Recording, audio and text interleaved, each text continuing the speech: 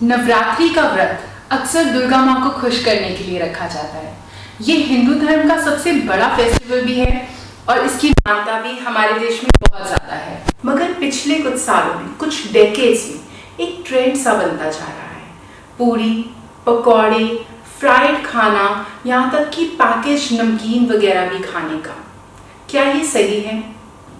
ये समझने के लिए पहले हमें ये समझना होगा कि हमारे जो फेस्टिवल्स हैं वो बिना किसी पर्पस के नहीं बने थे। इनके पीछे एक बहुत डीप रूटेड साइंस रहा है और ऐसा ही है नवरात्रि के व्रत के लिए भी। इसलिए नवरात्रि के व्रत की सही डाइट समझने के लिए हमें पहले तो ये समझना होगा कि हम व्रत करते क्यों हैं, इसके पीछे का पर्पस क्या है। तो आइए सबसे पहले तो ये समझते हैं कि नवरात्रि के फेस्टिवल को व्रत के साथ क्यों सेलिब्रेट किया जाता है। तो पहला रीजन है ऋतु संधि। नवरात्रि का त्योहार जिस वक्त पर आता है उस टाइम को, उस पीरियड को ऋतु संधि भी कहा जाता है। ऋतु संधि का बेसिकली मीनिंग ये होता है, it is a period of transition between changing seasons. जब सीजन्स ड्रास्टिकली चेंज होते हैं तो हमारी बॉडी तो पहले सीजन के हिसाब से एडजस्टेड है। जैसे हमारा प्राण चलन, हमारा त्रिदोष, हमारे ईटिंग हैबिट्स, हमारा बॉडी का स्लीपिंग पैटर्न, सब कुछ पहले सीजन के हिसाब से एडजस्टेड है। फॉर एग्जाम्पल, अगर अभी समर सीजन था तो हमारी बॉडी ने पित्त ऊर्जा को कम कर रखा होगा। अब जब विंटर आ रही है तो हमें तो वो ऊर्जा ज्यादा चाहिए। तो अगले सीजन के लिए बॉडी को हार्मनी में लाने के लिए, बॉडी को बैलेंस में लाने के लिए जब हम ये व्रत करते हैं तो it is very beneficial. Second reason is intermittent fasting. अब तो साइंस भी ये प्रूव कर रहा है कि इंटरमिटेंट फास्टिंग के कितने सारे बेनिफिट्स हैं। It has shown to have benefits for our heart function, sleep pattern, hormone balance, skin condition, and it has even shown that there can be some age reversal as well. अगर हम नवरात्रि के व्रत को religious और आयुर्वेद दोनों हिसाब से करें ना, तो हम हमेशा नेचुरली एक इंटरमिटेंट फास्टिंग के पैटर्न में चले जाते हैं। क्योंकि आप सुबह फ्री होने के बाद, पूजा पाठ करने के बाद खाना शुरू करेंगे और शाम को सूरज ढलने से पहले खाना बंद कर देंगे, तो नेचुरली एक विंडो ऑफ ईटिंग क्रिएट हो जाता है, जो हम इंटरमिटेंट फास्टिंग में भी कहते हैं। 8-10 आवर्स के लिए खाइए, उसके बाद फास्ट कीजिए। तीसरा रीजन है प्राणा रिप्लेनिशमेंट। हम सब के अंदर जो लाइफ फोर्स होता है ना, उसे प्राणा कहते हैं।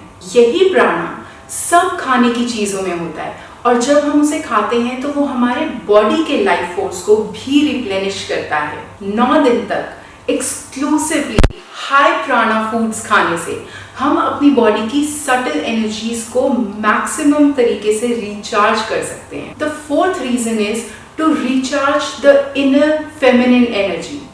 हम सब ये मानते हैं कि नवरात्रि का व्रत माँ दुर्गा के लिए है, जो हम सबकी मदर है। पर क्या आप जानते हैं कि रिसेंट ईयर्स में जेनेटिक साइंस हैज प्रूवन कि चाहे हम अपना डीएनए अपनी मदर से या फादर से, किसी से भी लें, but mitochondria, a DNA, mitochondria which is the powerhouse of the cell, वो हमें हमेशा और हमेशा अपनी मदर से ही मिलता है। Now power house of energy means हमारा जितना भी एनर्जी है वो सारा वही स्टोर्ड होता है और हमें टाइम टू टाइम इस पावर हाउस ऑफ एनर्जी को, इस माइटोकॉन्ड्रिया को भी इसकी एनर्जी को रिप्लेनिश करना पड़ता है। इसमें स्टोर्ड जो प्राणा है उसको हमें एनर्जाइज करना पड़ता है, उसे रिप्लेनिश करना पड़ता है। अगर हम नवरात्रि के व्रत को आयुर्वेद के प्रिंसिपल्स के हिसाब से फॉलो करते हैं तभी हमें ये मैक्सिमम बेनिफिट्स मिलेंगे कि हम उस प्राणिक एनर्जी को, उस सटल एनर्जी को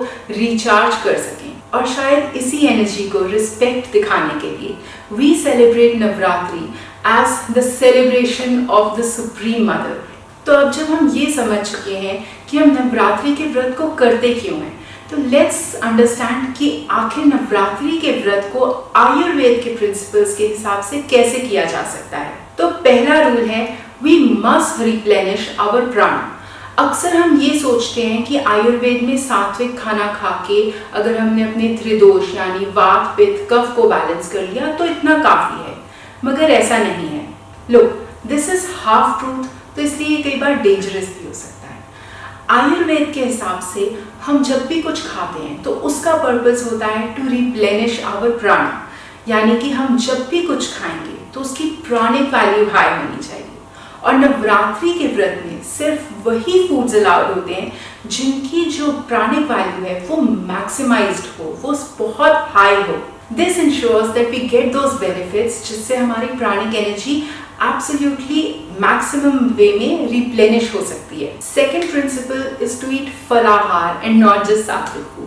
आमतौर पे ऐसा अज्यूम किया जाता है कि सात्विक मतलब प्योर, और हम जब भी नवरात्रि का या कोई और व्रत कर रहे हैं तो हम सात्विक खाना खाएंगे, इसलिए हम व्रत में ये सब कुछ खाएं, मगर ऐसा नहीं है। This is again half truth. Navratri के व्रत में जब भी हम कुछ खाते हैं वो सात्विक होने के साथ साथ फलाहार भी होता है। देखिए, चावल, रोटी, दाल, सूजी की इडली और बहुत सारी ऐसी खाने की चीजें हैं जो सात्विक होती हैं, मगर हम नवरात्रि के व्रत के वक्त उनको नहीं खाते। उसकी जगह हम राजगिरा, कुट्टू, सिंघाड़ा, ये जो फ्रूट्स हैं इनका आटा खाते हैं। उसी तरह बहुत सारे वेजिटेबल्स भी होते हैं जैसे कि गोभी, जो कि सात्विक में आते हैं, मगर हम नवरात्रि के व्रत में उनको नहीं खाते। उनकी जगह हम खाते हैं पेठा, टमाटर, गाजर, मूली, ये वाले सब्जियां जो एक्चुअल में फ्रूट्स में आते हैं या फिर रूट्स में आते हैं। क्योंकि फलाहार का एक रूल है कि आप फ्रूट्स, रूट्स या डेयरी प्रोडक्ट्स खा सकते हैं। फलाहार हमारे डाइजेशन के लिए, हमारी बॉडी के लिए सबसे लाइट और इजी रहता है। इससे हमारी बॉडी को टाइम मिल जाता है कि हमारे डाइजेशन को, हमारी गट हेल्थ को, हमारी इम्यूनिटी को, हमारी बॉडी के हार्मोन फंक्शंस को, और यहाँ तक कि हमारे प्राणिक एनर्जीज को और हमारे त्रिदोष को भी बैलेंस कर सके। स्पेशली जब हम 9 दिन तक फास्ट करते हैं सिर्फ फलाहार के बेसिस पर, तो हमारी बॉडी को टाइम मिल जाता है कि इन सारे प्रोसेसेस को दोबारा से रीसेट कर सके। Third is intermittent fasting. जैसा कि मैंने पहले ही कहा कि अगर आप रिलीजन और आयुर्वेद दोनों के हिसाब से फास्टिंग करेंगे तो आप नेचुरली एक ऐसे सिचुएशन में आ जाएंगे जहां आप इंटरमिटेंट फास्टिंग ही कर रहे हैं। Let's see how. मान लीजिए आप 5:30 बजे सुबह उठते हैं और एम्प्टी स्टमक योगा करते हैं। अब आप नहा धो के रेडी होंगे, तब तक 7 बज चुके हैं। इसके बाद आपने पूजा पाठ किया, तब 7:30 हो चुके हैं। अब ब्रेकफास्ट रेडी करके आप खाने बैठेंगे, तब तक 8:30 हो गए।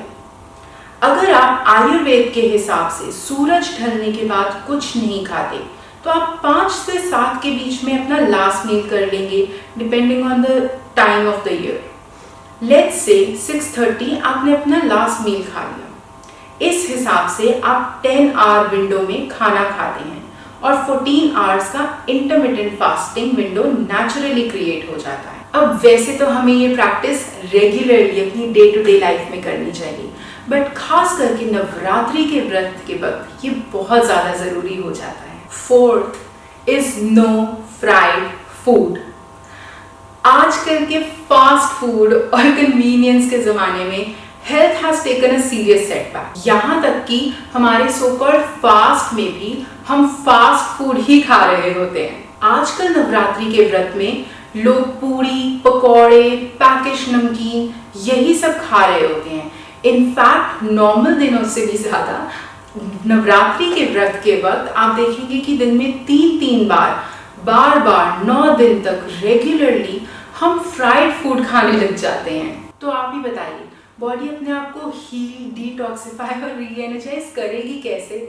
और उसके ऊपर से लोग कंप्लेन करते हैं कि नवरात्रि के व्रत का खाना खा के हमें diarrhoea, runny stool, constipation, gas और हेडेक और पता नहीं कितनी सारी प्रॉब्लम्स हो रही हैं। Instead we need to focus on eating the right foods. अगर आप टिक्की खाते हैं तो उसे फ्राई मत कीजिए, आलू और पनीर को मिक्स करके उसकी टिक्की बनाइए और उसे तवा पर ग्रिल कीजिए। अगर आप पूरी खाते हैं तो उसकी जगह राजगिरे के आटे की चपाती बना के खाइए या कुट्टू का चीला बना के खाइए।